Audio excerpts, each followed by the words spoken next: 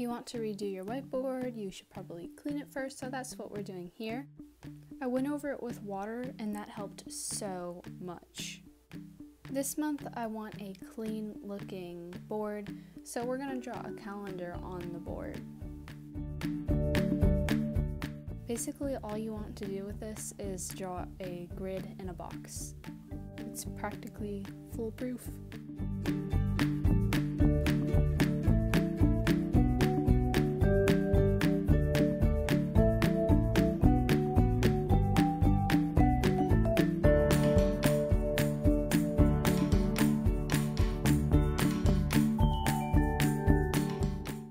Next, we're going to write the names and the numbers inside the grid.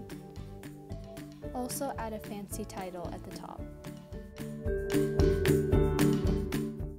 I added some designs on the end and it really helped add some extra leverage. The next thing we'll be doing is putting national days on the board.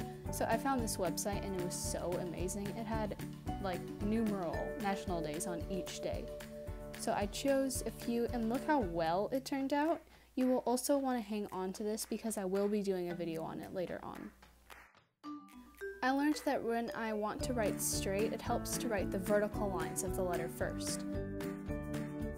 Add brush strokes and then also add cute little quotes on top of them.